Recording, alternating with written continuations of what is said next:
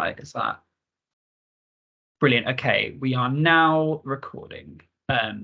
So first person, as they're already on screen, I'm going to ask the Jeevan Jones from the Save Birmingham campaign, if you can introduce yourself, tell us a bit about the campaign, and as well, please feel free throughout everyone to put in questions in Q&A, and then I'll bring you in to ask them after introductions. Jeevan? That's great. Thanks, David, and thanks, Lisa, for the invite to this meeting. It's on one hand a shame not to be in person. On the other hand, quite like to be indoors in the warmth. So it's pros and cons, I suppose. As David said, my name's Jeevan Jones. In my day job, I'm an economist, but in my non-day job, I suppose, in a voluntary capacity, I'm involved in a campaign that's called Save Birmingham, Protect Our Community Places. You may have seen it, you may have heard it. Hopefully we'll get a chance to talk about it. I think the key point about it is to promote community ownership for council assets as an alternative to sale. We've had a lot of support in the last few months since we launched, and it's really about having some positive options to encourage residents to identify the places that matter to them. We've had over 150 on the savebirmingham.org website put forward in the last few months, and we're really excited to work with residents that want to take that extra step beyond that and consider taking on some of the assets. Some really good examples nearby to this ward, actually. So that's me, and happy to discuss and be involved in the discussion. Thank you very much, Jeevan. Councillor Sullivan, are you able to go next? I can do. Just apologies. First of all, I've got my camera off because I'm using my phone, my mobile phone, so the reception's not very good when I switch the camera on. But thank you so much, Councillor Barker and Councillor Tricky, for inviting me today. So my name's Councillor Simon Suleiman, and I'm the Cabinet Member for Digital Culture, Heritage and Tourism at Birmingham City Council. I took on the role back in May. And very shortly afterwards, obviously we experienced a lot of issues on the council. So part of my role has been around now looking at the budget and the sort of things that fall under my area of responsibility are arts and culture funding, heritage, buildings, as well as the museums, libraries, as well as the digital side of things on the council. So I'm looking forward to hearing your views and answering some questions around, what falls under my area of responsibility this evening. Thank you. Thank you so much. Yes, incredibly useful. I think, for those who joined us, Simon's portfolio is one that I think kind of has gone unnoticed for quite a long time. But now it's probably, I would say, in many ways, the most under threat, sadly. Lisa, did you want to come in at all at this point? Because there's so many local projects you would know so much about that we could talk about. Okay, just hi. Glad to be joining the call with David and Councillor Suleiman and Jeevan, and thanks, Jeevan, for all the work you've done over raising the importance of community assets. I think, if nothing else, I'd be absolutely intrigued to find where those 150 are, because it really is a referendum almost on what people value. And I think that is really important. Clearly, in terms of this ward, we have a long history of understanding the local assets and how we can potentially harness those from work we did with the Chamberlain Highbury Trust, and bringing that forward as an arm's length organisation to the council, to the fantastic community-led York Road Supplies, who which is so fantastic. We had a business improvement district meeting some time back, and none of us could actually vote as to whether they could join the board, because we all had taken shares in that organisation. And I think that is very telling about the social and institutional capital of this area, how we are prepared to to use and harness the potential we have. Clearly, as David's referenced, we've got a number of potential service areas that are at risk. The community centre being one that we've long had discussions about how we could take that forward, and indeed we will be inviting residents to join in a separate discussion after tonight, and please leave a message in the chat if you'd like to be part on how we could look at the community centre as being a very different offer for our community. But I think I'll hand back to you, David, because I think it's worth just understanding from Simon and Jeevan the respective offers and opportunities and worries. Thank you. Yeah. One thing I just wanted to tell people about, especially those who just joined, we've only just gone over introduction. So Jeevan here from the Save Birmingham campaign. Part of what that is involves people submitting basically like to register an asset locally, which is a bit of a woolly term. It can mean a lot of different things. So there's actually been quite a few in our ward. I did make the point in full council that there were more in our ward than some whole constituencies. I only put through like 2 or 3 myself, but just to give you a flavour of it, I just had a quick look, and Brandwood Cemetery, Dorbury Fields Park, Lifford Reservoir, Kingsheath Library, Kingsheath Community Centre, Kingsheath Park, and also Kingsheath House, which is the bit in the park where the cafe and horticultural school are. So these are just some of the things people have picked up on there, but really, I think you can be quite ambitious with what you call a community asset. I know some people wanted to talk about York Road possibly being one. Now, of those, and Simon can sort of give us more there, most of them are covered in her remit, but things like, you know, a cemetery or park, I wouldn't think to be under threat. But of those, of the ones that people seem to bring up the most are things like community centres and libraries.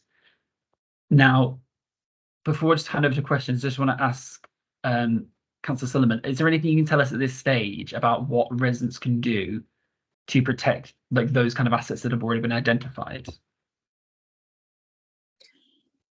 Thank you, Councillor Barker. So in terms of libraries, one of the things that I'd say is that libraries are a statutory service. So a library service is a statutory service, and there's specific laws in terms of you know that govern or direct local authorities around the library service. So whenever a local authority you know plans on doing anything with the library, there is certain guidelines that and a framework in law that must be followed, and that's one thing I can assure people, that in terms of with libraries, I'm absolutely clear, you know, committed to following you know the proper framework and procedures around that, so that should give residents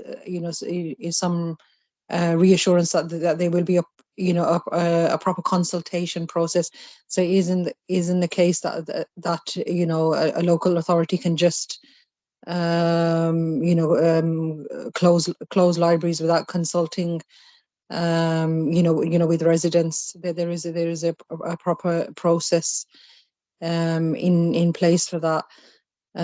So in terms of what residents can do is engage with the council on the consultations. So there'll be you know in terms of on the budget, there'll be a series of consultations with residents, you know, especially around statutory services. There will be a consultation, and residents can get involved in that. The other thing around libraries, and I think Jeevan, this is something that obviously your group has has been supporting people with is you know even with libraries. Is there a library in your community that could possibly be looked at for a community asset transfer, you know, and I think the thing is, what I'd say about libraries is there is great challenges nationally with libraries, you know, across time. The use of libraries has changed, and local authorities, you know, due to, you know, underfunding and the various other challenges that they face, you know, the library offer has struggled, and we've seen that here in Birmingham over the years. So I think the key thing at this stage, to reassure residents, is that anything that happens with libraries, there will be there will be a proper consultation. But I'm happy to answer any specific questions that anyone has, or concerns that they have around a particular, you know, library. But at this moment in time, there isn't anything further to share, because we haven't, you know, got to you know, any stage yet to have a decision on, or on any libraries. Brilliant. Thank you, Sama.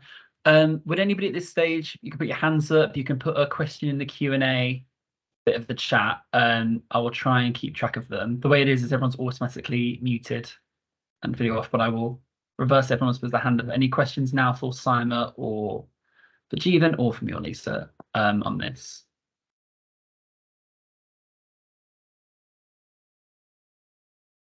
The assets put in the chat, isn't Coxmoor registered as one as well? It is, but it's not in our ward boundary, it's over the road. As are many things people think are in the ward, funnily enough. Right, so we've got a question from Raheem. Raheem, I'm just going to allow mic and video. Thank you very much. Hello, can I be heard? Hello. Yeah. Because I have no feedback. We've already heard about the community acquisition of York Supplies, and I mean, I was very supportive of that at the time. Is there a framework that the council is able to work in to sort of put in a system where people for community right of first refusal? Because with York Supplies, that only happened because the business owner, whose name I can't remember right now, wanted to allow the community to have a right of first refusal if we could raise the money. But as it stands, my understanding is there is no framework for that for other assets.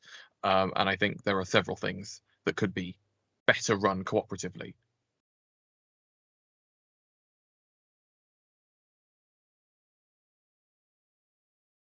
Stephen, do you want to come in? Yeah, no, thank you. Thanks, David. And thanks, Stephen. That's a really good question. I can talk a little bit to that. So firstly, there's a national framework, which is quite useful in this circumstance. So it's been talked about a little bit, but kind of the assets of community value framework is something that exists in law. It was introduced in the Localism Act over 10 years ago, and it effectively is what we're kind of trying to use for the Save Birmingham campaign as one of those tools. That means that if it's successfully registered, and there is a big criteria, and I can see some colleagues from the council on the call who kind of work in this area, if it passes the criteria and an asset in the community is considered an asset of community value, then when the owner tries to sell it, then what that does is there's a delay of 6 months, and communities are meant to have the chance to kind of bid and put an offer in for it. Now, interestingly, that can apply to any type of asset of community value. So when you look across the country, some of the assets are things like libraries and leisure centres, but they also include things like pubs and community shops. So there's a really interesting thing there where it applies to both public and private kind of assets. What is different about the law is that the community doesn't have the first right to do it. They just have an equal right to every other kind of purchaser. So I would say that if you want to form that kind of national framework down to a local level, my advice to councillors and councils as they start to think about how to approach this would be, maybe you should try to, as a council, when you consider different bids that come in from either the community or from perhaps private purchasers, you think about what the social benefit of selling to the community might be. Now, that doesn't mean that you can't have a competitive market offer, and York Supplies is a fantastic example of where you can offer a market value for a commercial business. But as the kind of council looks at potential bids, have a think about what the big benefit is from a community run option, because we know those options are there, and we know that giving that a fair chance is a really good thing to do. So national framework exists. There's a big chance in Birmingham to kind of and council officers, decision makers and councillors to almost try and be pro-community as well, because that would actually give them a real fighting chance, while the law is the law at the moment. Does that help? The other thing I suppose you could also look at is, rather than using that formal process, you could also just kind of cut it out and actually, we have this asset community value process to try and effectively put some blockers on and to try and force sellers to the table. But actually, if a seller wants to sell directly to community, there's nothing stopping them if that kind of bid is proper. So councils can be a bit more forthright about it if they want to. Thanks, Stephen. Actually, while we've got you on that, there was a question, I think, from Spencer in the chat. What is the next step post-registration? Is there anything more you want to say on that? Yeah, so it's a really good question, Spencer, and I think this is kind of the thing that we're really keen to encourage. So we built the Save Birmingham website in a matter of weeks. I remember ringing my friend one Wednesday evening saying, can you build this website by Monday? And he did it, and that was really great. And I think Rachel in the chat has put a link to show where you can see the map and all the places people have nominated. Now, that nomination on the website is a very simple thing. It's a name of a place, an address, and hopefully a picture, because we love to see the pictures. But that isn't kind of the end of the story. It sends a strong message, we think, to council when it has to make decisions, but it's not necessarily enough. So that asset of community value that I talked about is almost the next step, which provides a stronger level of protection around the assets. In terms of who can kind of put that formal thing in, a community group can. So if you're involved in a community group that has a local interest, you can do that, and also a group of residents can as well. So something that we're doing with the council, with some of our partners, Birmingham Community Matters, is holding a few sessions over the next few weeks to kind of guide residents through how to go through that legal process. So that's one of the ways we'd encourage people who want to go to that next step and kind of work with fellow residents to try and put a bit of protection around those places. But as I said earlier, that's only necessary if we think these kind of assets are at risk. If the council instead wants to kind of do something different, then they don't necessarily need to wait for that. They could potentially go ahead on that point. So that's kind of the thing which we're encouraging residents to do. So take that next step, register as an asset of community value, but also offer up the council some options if they want to go forward too. Brilliant. I can see there's a question in the chat that's already being answered. That's how efficient this is. So I've got a couple of questions for Simon, if that's okay. So one, we had email from Jane, who runs the Friends of Brandwood End Cemetery, but unfortunately can't be here tonight. Has a question, Simon. Now, I should say, if you haven't been, Brandwood End Cemetery is absolutely brilliantly run, largely thanks to volunteers. They're doing it's absolutely incredible job, and they do brilliant Remembrance Sunday service every year. So Simon, Jane's question is, it's in the Q&A. The City Council must surely acknowledge its dependency now and in the future on the hours of work put in by friends groups and voluntary organisations in all sectors, especially heritage. Many newly formed groups and established ones depend on the work of our neighbourhood action coordinators, such as in Brown-Kingsley we have Susie Cardiff, or local park ranger services, to motivate and give direction. Does the city recognise that funding these roles will be imperative to protecting our heritage and future community success? Lots to consider, Simon, but is there anything you can come back with on that now? I think it's, first of all, let me, absolutely agree in recognising, the amazing job that, our volunteer groups do, across the city. I think there's, here I'm a councillor in Hall Green, and we've got some amazing groups here, as have as have many of the wards across the city. So I absolutely be, recognise the valuable work that they do. So in terms of particular, job roles, it's really difficult to say, at the moment. And I think that information will be more clearly available, by the end of this month, and the beginning of around the beginning of February, But you know, we've got some amazing staff that work at the council.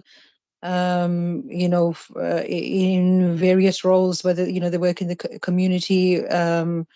You know, whether it's in the, you know, in arts and culture and libraries that I represent, or you know, waste, or in all areas of the council, and each and every one of them plays a valuable role. But you know, it's really you know, unfortunate that you know the council is in the situation that we are. But it's very difficult for me to be able to answer on you know, in individual job roles at this moment in time. Yeah. Thank you, though. I mean, I think we've got, what, 3 weeks until the budget, and then we'll have a lot firmer answers. I think a lot of this is looking at what we do depending on different scenarios. There's another question that would be useful.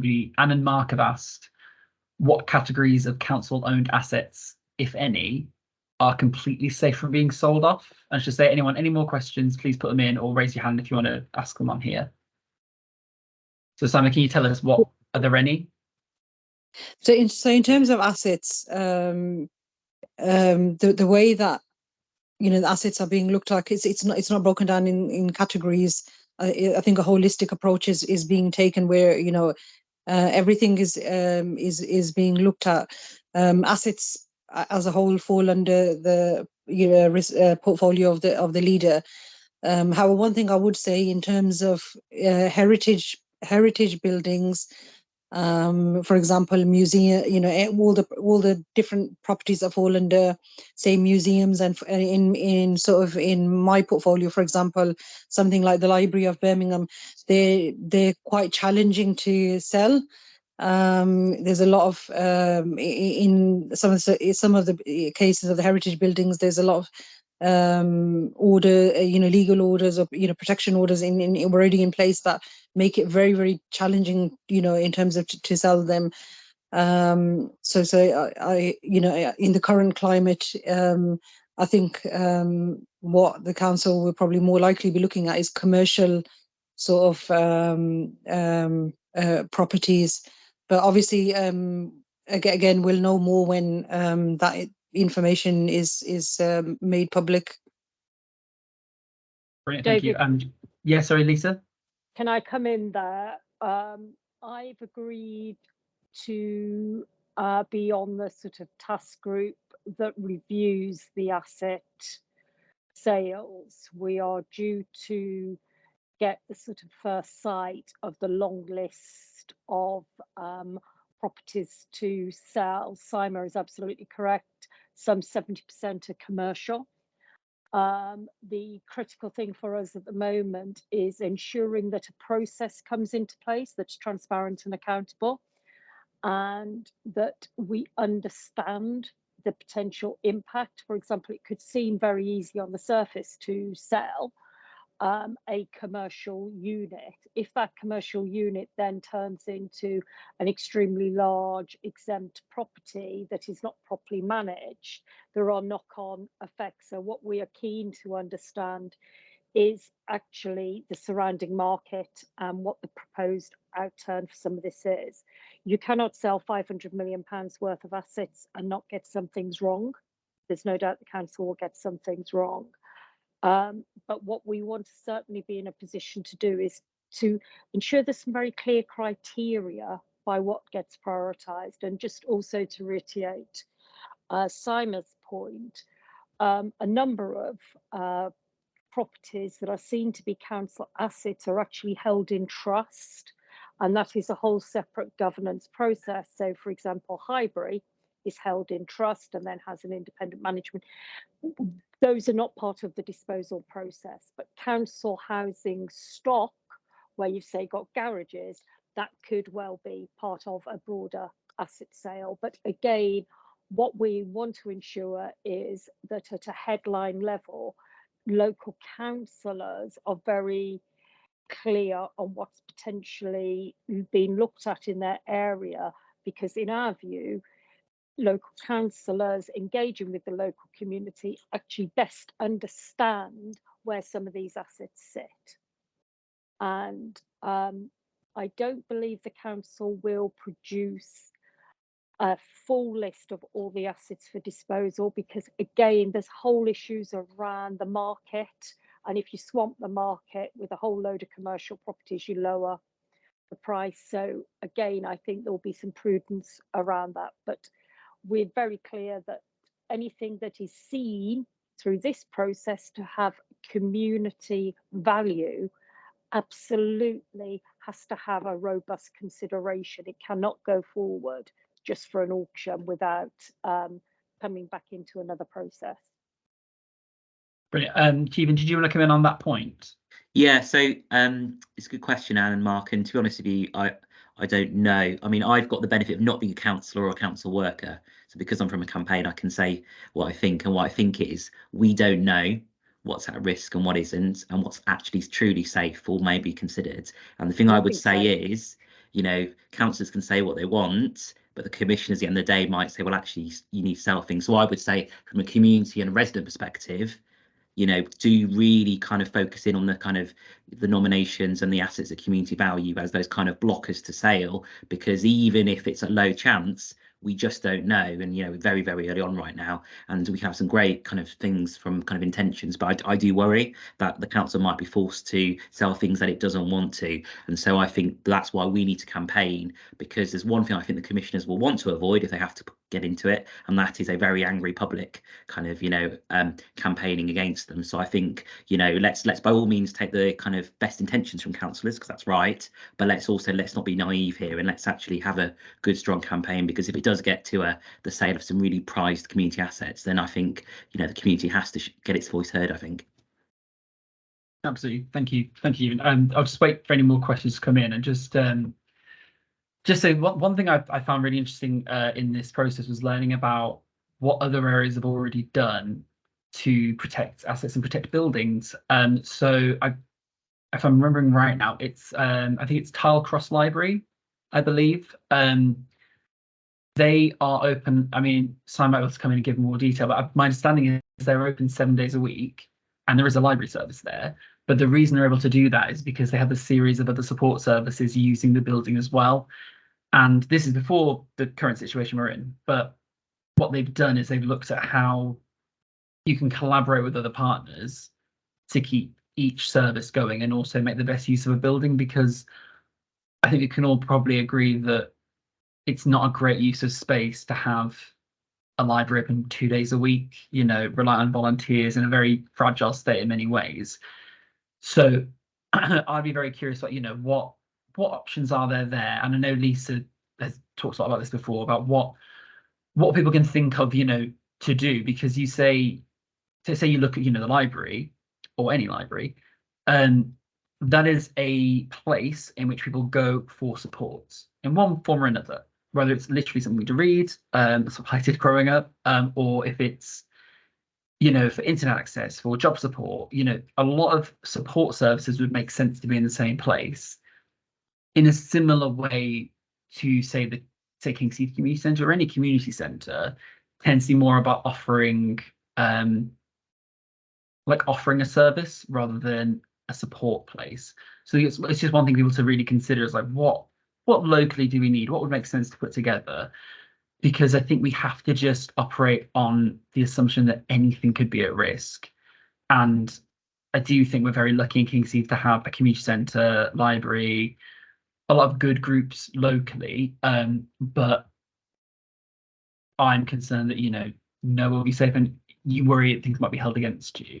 Now, Susie, do you want to ask your question, or do you want me to read it out? Or as I referenced you on the last one, so you put your hand up if you want to. No? Okay, so, oh, yes, okay, there we go. Susie also, I should say, has been absolutely brilliant at helping with a lot of neighbourhood groups in the area, and also runs our scene, who do a lot of work more in the Brandwood area.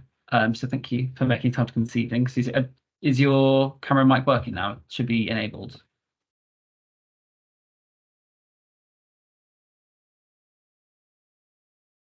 Susie, can you switch it on? It's been enabled, as it should be.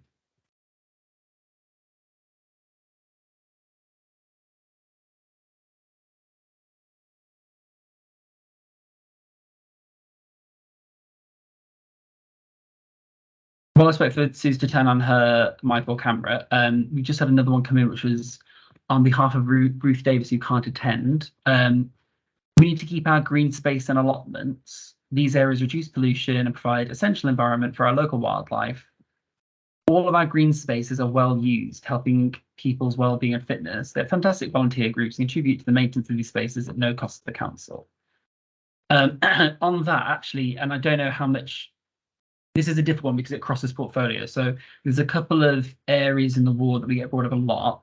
One would be Dorbury Fields former allotments, which is actually a housing issue because former allotment land is potential housing space, and we're hoping to hear back soon about what the next steps will be about engaging the community.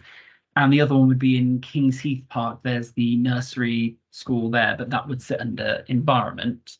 I don't know if you have any information on any of those things, Simon or Jeevan, about what residents can do to protect green space that might be under threat. I mean, the parks themselves won't be. So if I can come in, David, on that, and just on in terms of on your previous point around libraries, I can sort of expand on that as well. So in terms of parks and green spaces, I think one of the things that I would suggest is for residents, if they are concerned about a particular green space, is through their councillors to raise that, because I think as champions of the community, I think councillors can absolutely ask that question of of cabinet members, and although the green spaces don't fall under my portfolio, but if there's a particular green space that you're concerned about, I would absolutely ask that question from the relevant cabinet member, and it's as Jeevan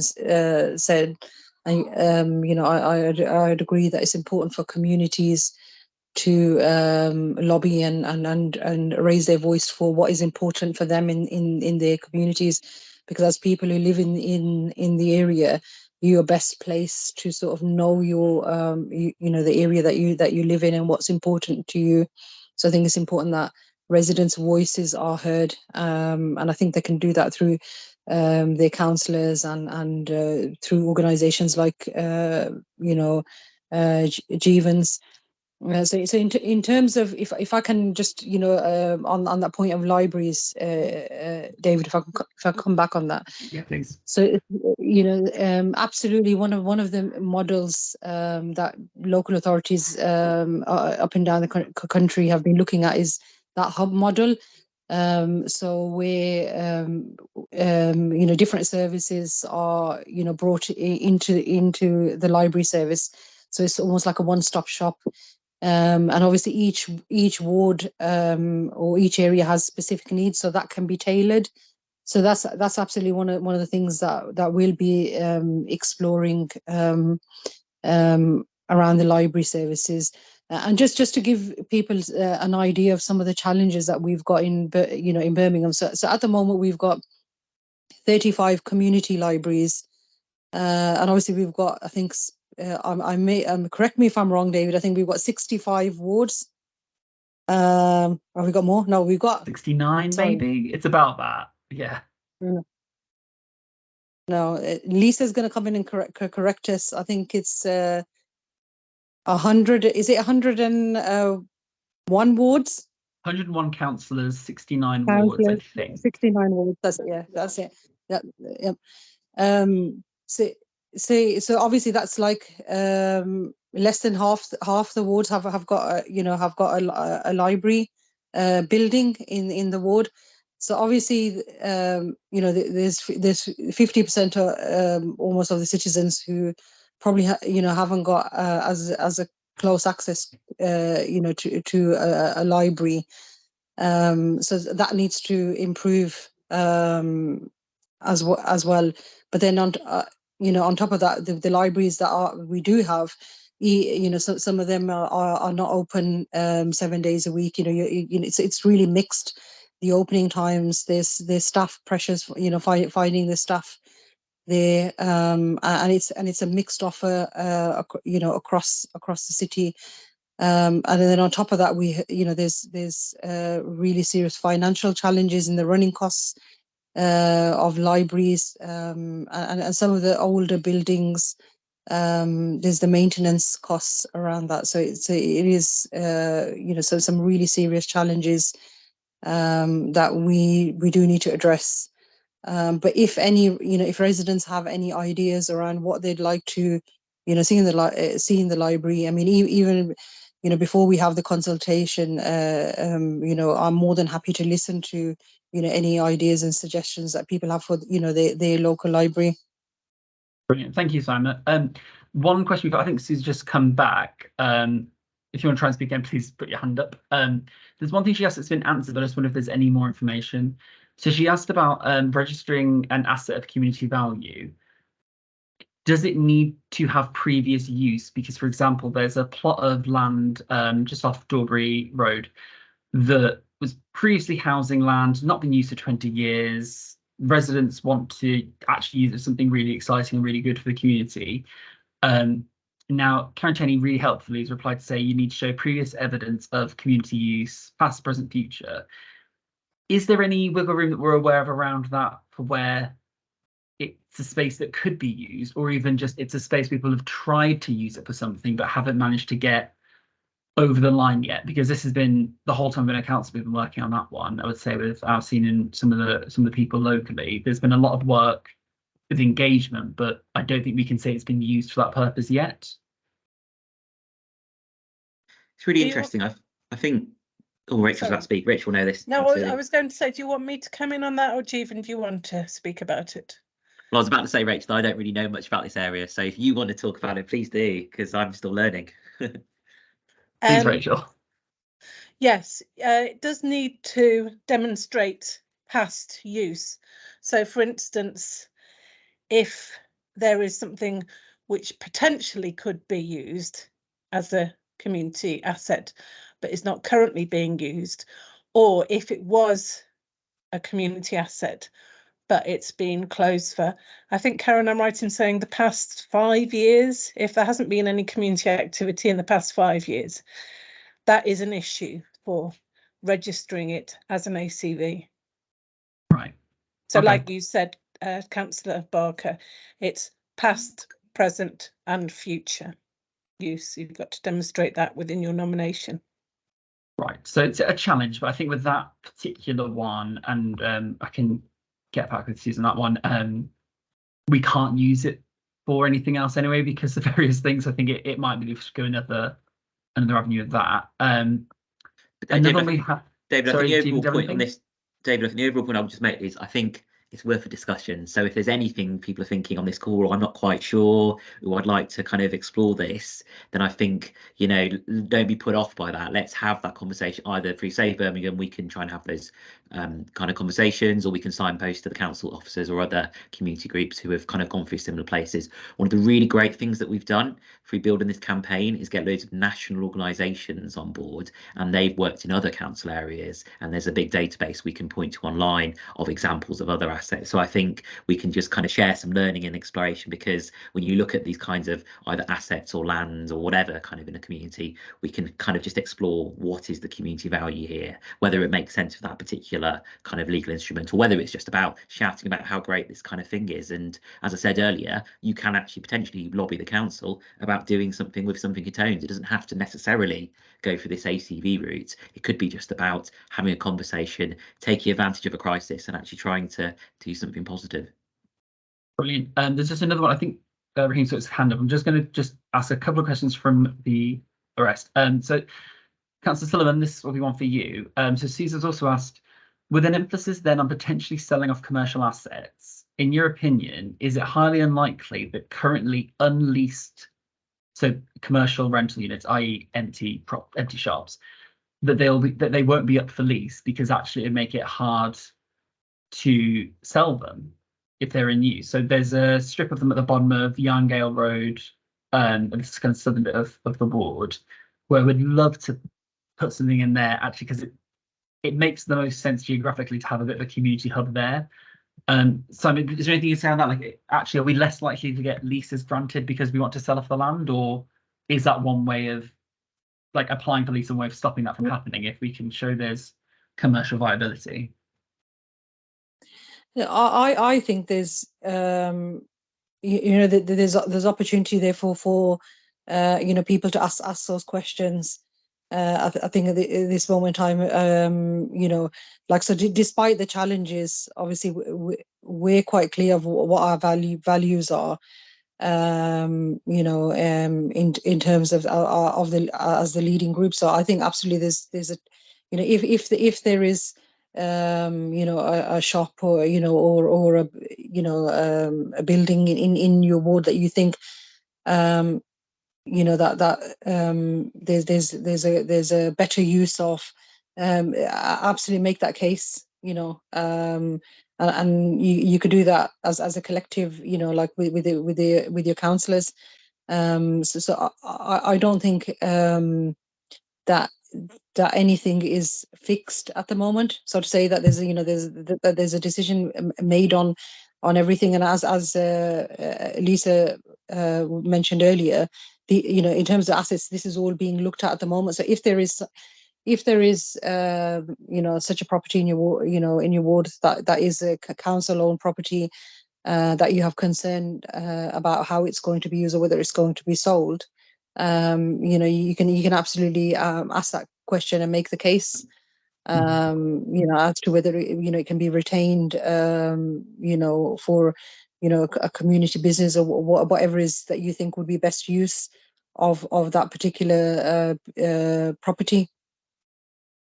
Brilliant, thank you. So I'm just going to go to Joe. I've enabled camera and microphone. Do you want to come on to ask your question?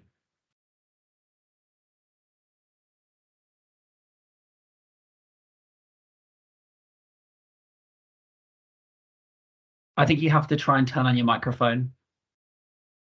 It's enabled, so you have to like try and turn on mic again. It should work anyway.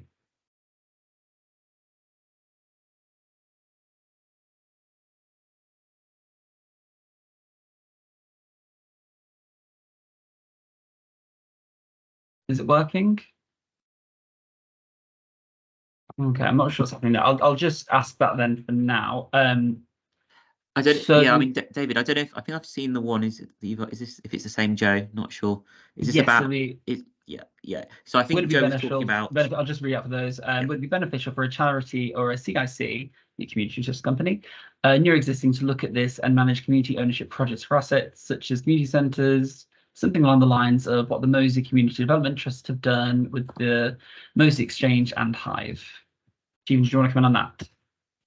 So the short answer is absolutely yes, and I think it's a real shame we can't get the kind of audio actually. That's but I think the key point is yes, absolutely, and I think where we can build kind of community groups that kind of operate more than one assets, then actually you get to a really, really interesting position here. Because the one thing I always started to say actually is, if we were starting from scratch, we probably wouldn't start from where we are right now in terms of what it is the council owns and what it runs, and likewise every other kind of organisation in this city. But if we have an opportunity now to actually reimagine what are the community assets in an area, what are the best ways to run them, who should be kind of owning and operating them, then that's, I think, is really exciting. So absolutely, if there are existing charity or community groups, or indeed a chance to build new ones, then absolutely, in my view at least, there's a good opportunity to run them. Now, the risk, and this kind of ties, I think, to another comment in the chat, is that you kind of have pockets where some areas with loads of social capital and financial capital are able to kind of get on and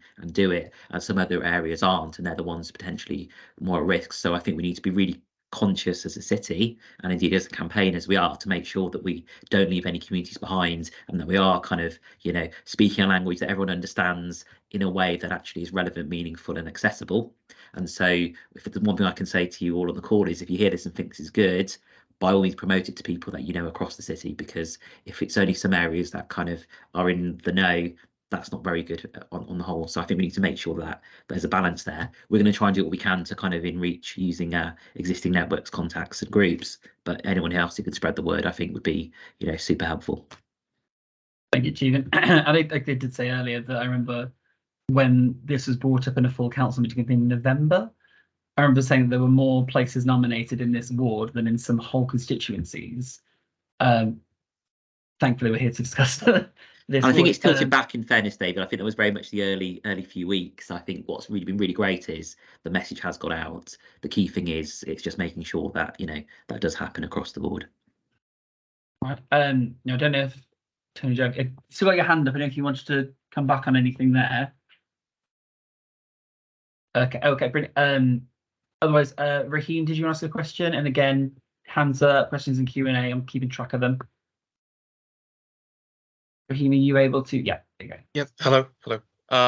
Yeah, I mean, so I think, Jeevan, you've just answered sort of half of my question. I did want to ask about how we would, what your plans are for ensuring equalities between wards, because you have some very mobilised places like King's Heath and Moseley, and you have other places like Frankley and Longbridge that are at risk of being left behind. But I suppose there's another part to this question for me, which is there's lots of areas where people are very engaged and have these community spaces that people care about, but we know that from valuation there's a lot of council properties that are underused or misused and are falling behind relative to private and cooperative sectors. So what are you currently doing to ensure that, like, the actions of this project don't end up having a reactionary element where we're protecting spaces that are currently underused and misused, when this can be treated as an opportunity to, like, use these spaces more valuably?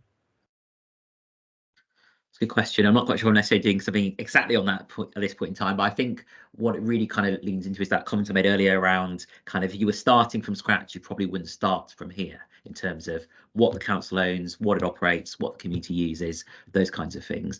I think there's a real opportunity here if the council's serious, and this is a really kind of big if they're really serious of kind of looking across multiple years to work out what is the right shape and size of council and what is it that communities and residents actually want and need, then you can actually start to look at it at a community level rather than asset by asset level. Because I kind of agree, there's almost a point about going, just because the council happens to own something doesn't mean it necessarily should, and actually just handing it to the community may not be the right answer too. So I think if you look at the community as a whole, and actually crucially, and this is where the cooperative principles come in, if you empower residents to be involved in those decision making, then you can potentially end up in a better place where all of the assets the community uses, regardless of who owns it, are actually used in the best way. So I think if we can kind of harness that at a community level, it's why I really liked the kind of suggestion in the chat about kind of looking at kind of more of a whole community rather than just individual assets. I think if we can do that in certain areas, then that's when enables you to kind of make sure you get the best use of things. Because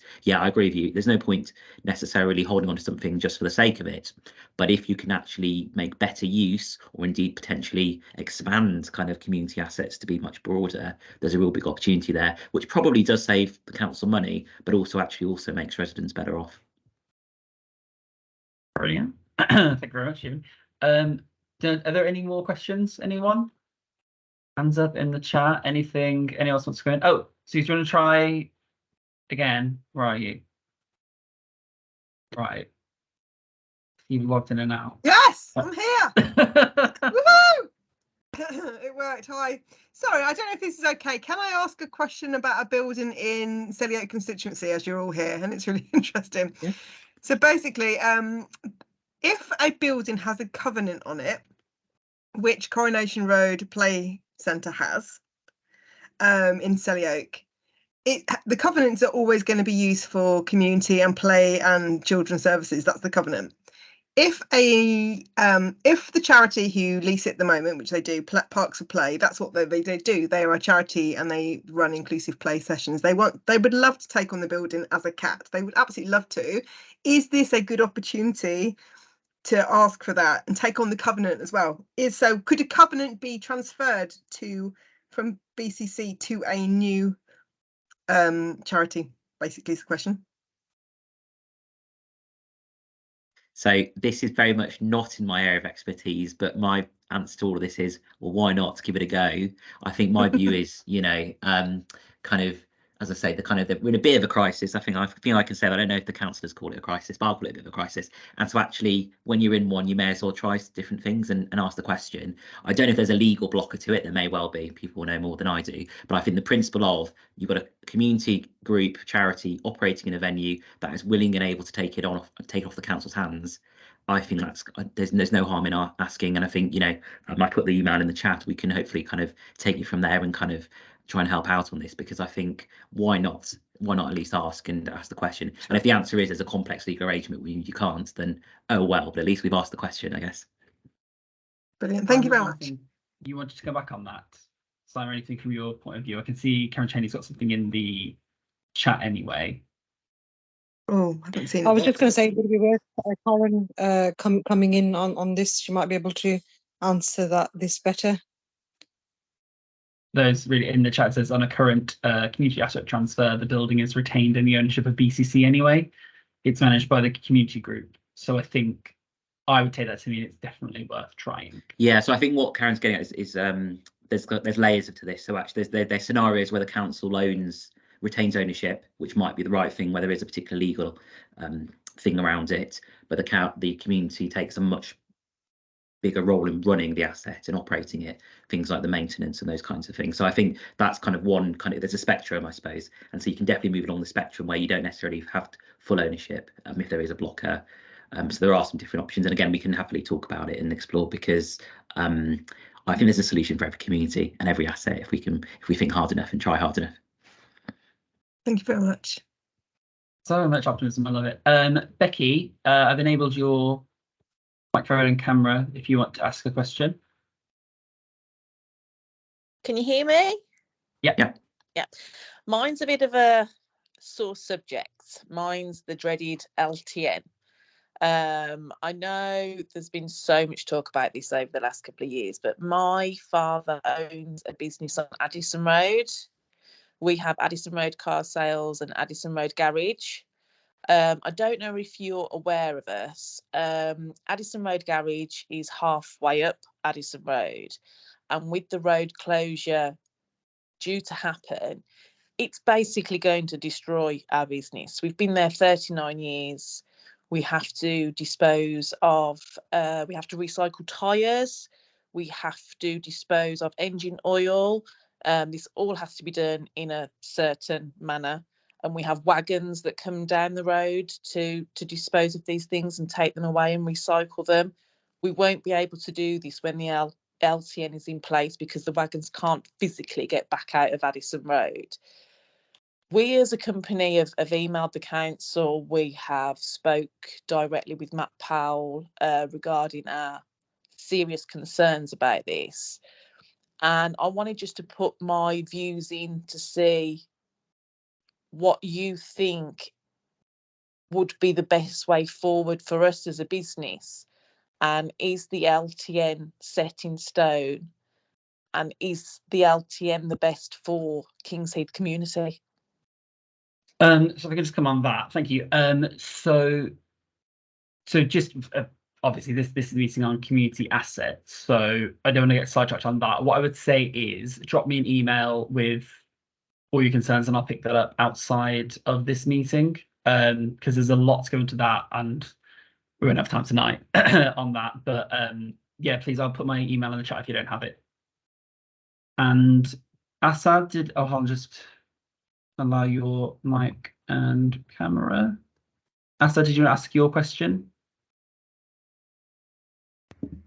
Hello, can you hear me? Yep, yeah. Mine's sort of related to that question. I know it's community assets, sort of related to, but not entirely. I was speaking to someone about potentially having, because I know the purpose of the LTNs was to decrease, obviously, bad driving, among other things as well. I'm sort of inquiring, potentially maybe looking into maybe having the, and I don't know what they're called, corner speeds. I think they're more prevalent sort of, I think Shirley side, I'm probably wrong, this particular area past Kings Heath, but having potentially on Station Road and Grange Road, and potentially looking into having Station Road as one way and Grange Road as another way. I think my old man suggested that idea 15 years ago, funny enough. So maybe something have a flow in traffic. I know the LTN has obviously stopped that, but it's something to maybe potentially look into. Yeah, again, so like any questions on anything not on like Yeah, community assets. Yeah, especially anything on the LTN. Please email me. What I would say as well is that is still being developed, like the final design of that anyway. So yeah, please email me about it, and I'll make sure any concerns or any ideas are fed into the team currently working on that.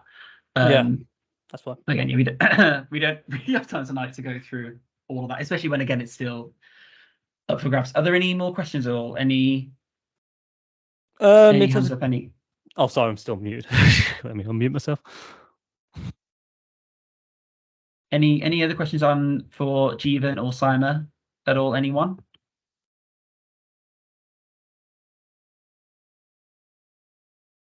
I suppose just reflecting back that Joe's put really good comment in the chat, so people can see it around, you know, new builds that also have community uses outside of new build school. I think with use outside of hours, I think that's just a really good example of where you can have a building that serves a community that has multiple uses and actually potentially makes best use of space. And so you can have one big centre that has multiple uses. I think that's just a really good example of kind of what communities these days need. You know, the best, you know, I think if you were designing a community centre or venue, I don't know, 20, 30 years ago, I think that'd be radically different to one that would be designed from scratch now. And that's just an example of changing habits, changing communities, in fact, changing kind of all kinds of things. So I think those are just good examples about there's a chance here to reimagine what it is we need, but let's use existing estates where we can. Let's protect the, you know, great heritage we have where that makes sense, but let's not be afraid to do new things too, because I think that's a perfect example from Scotland, I think.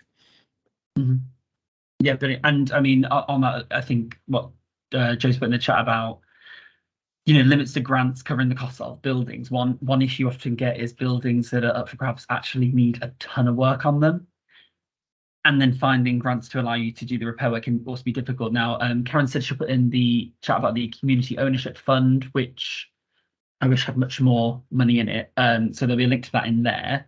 Are there any other questions for Simon or Jeevan or for anyone? I realize we've had an hour of questions, so we've had quite a lot. Asad, yep, do you have a question for them? I think last one, not LTN related, so I don't have to worry about it. I think this might be a discussion with Matt Powell, and I don't think something about potentially, because I think the police station is not under operations, and that's obviously the purpose of that is to turn it into a hotel. I'm just wondering, because obviously this is something obviously community led and stuff like that. Is there a chance that obviously that similar to York suppliers that they can have the same model for the hotel as well? Because obviously the last thing we want to do that is to sell that to you know, private ownership as well. Really interesting question. Yeah, so for those who don't know, the police station in King's Heath has been closed for quite a while. Now, I don't think the council have any stake in it, but there is a question of if a building is going to be sold off anyway, and I believe there are people who want to put a hotel there. Could there be a community owned and run hotel? Interesting. I've not heard of that, but I can just see the wheels in Jeevan's head turning, like, oh, what if yeah, we did that? There might be examples out there, but I think those are just really good examples of things that we can absolutely do. I mean, we've got loads of organisations who I think would be willing to provide advice and support if people are really willing to take on something like that. I mean, even if there isn't a community kind of run aspect to it, I think definitely kind of approaching those organisations or businesses and saying, can you kind of give to the community and be involved in it, if nothing else, because, you know, businesses in communities are part of those communities. So I think there's definitely a chance to do that. I've also just add on the kind of capital point in the chat that as well as the community ownership fund, there's also the inclusive communities fund, which the combined authority has recently launched, which provides about 100k for in capital if organisations and groups need to kind of, you know, do up their buildings and do some work. So I think, again, at Say Birmingham, we can, if you email us, we can provide a bit of support and help on that, as I'm sure the council officers can, because I think there are ways to get money to kind of do up buildings and bring them into community use, and we're really happy to help in that space. Yeah. Well, it's something I don't want to steal Matt Powell's idea, but I think but it's something to definitely look into. Thank you. Yes. Right. If this council thing goes wrong for me, maybe I'll open up a little boutique hotel. It'll be fun. I don't see any more questions, and I realize they've been here an hour. So if there's nothing else, oh, Cheryl, did you have a question for Simon and Jeevan, or do you have a question about something else?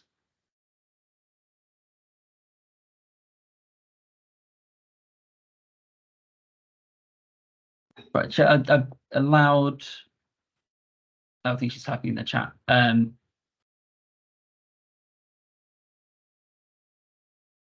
Oh yeah, even a question for you in the chat.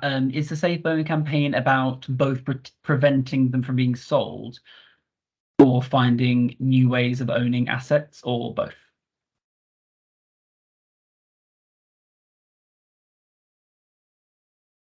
Yeah, so I suppose it's kind of both, Anne and or Mark, because I think firstly it's just, let's send a strong message that says, if you're going to make big tough decisions, Birmingham City Council, due to problems that are there, consider the fact that communities really care about their places, don't sell them off, really quickly. So there's kind of that campaign message, and then the other limb to the campaign is also, if you have to sell them, consider community ownership, because what we'd really kind of want to avoid is a community place being lost forever, to the public. So community run and owned options are, we think, a viable alternative, but at the very least it's a kind of a campaign message as well as a solutions message, I guess, because we want to do both those things, recognizing it doesn't work for every community asset, but we definitely want to kind of send that strong message to councillors and commissioners to make sure they think about residents first, and then also explore these other options if they make sense to do so. I think Cheryl can't speak, she says. I don't know if it's worth typing in the chat, Cheryl. Yeah, I think she's typing something. Okay. So we can wait for that if you want to type your question, Cheryl. So there's nothing else in the Q&A function, and nothing else there.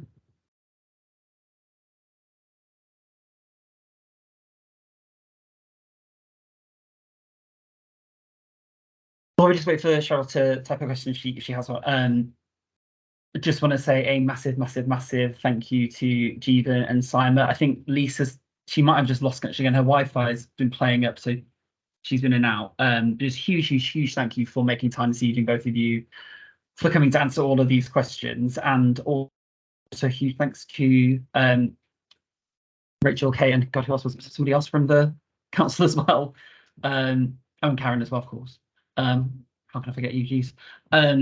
Yeah, for making time this evening as well to actually go through on the chat, answering people's questions, giving the links over. It's really useful. It's a good way to make the most of an online meeting, which annoyingly had to put on quite last minute. So lastly, just thank you to everybody who's been really patient, understanding, and supportive as we've had to do this. We are working very hard with the council and the police to make sure that we can have in-person meetings again as soon as possible. As I'm sure you can imagine, booking a room, spending quite a long time preparing a meeting, and then having to move it online is not something we wanted. And we're really committed to having normal meetings wherever possible. No, I don't see anything from Cheryl in the chat. So I'll draw an end to that part of the agenda. The only thing left is any other business, of which I have none. So if there's any other business anyone needs to raise, please put your hand up now. Otherwise we will bring the meeting to a close. And for a variety of reasons, there'll be probably a reduction in the number of meetings we have a year as councillors. But just so people know, we've got Akim from the ward forum, the neighbourhood Kings Heath Neighbourhoods Forum on as well. They have monthly meetings and open meetings as well, which we work with them on. So there'll be another couple of councillor meetings. There'll be more open meetings from them. So I think if there's any other sort of major issues you'd really like a meeting on, I always think it's best to have a topic and really stick to it and get into the detail than have like 100 different questions you can't really get too close on. So please get in touch with me. And I'll get in touch directly with Akim, or I can pass it on. Any sort of topics you'd really like us to look into over the next year or so. We've had really good ones recently on getting children to school safely, where we had community groups, campaign group, the council, the police. Really fascinating to hear different points of view. Cheryl has asked me to read out quite a long thing.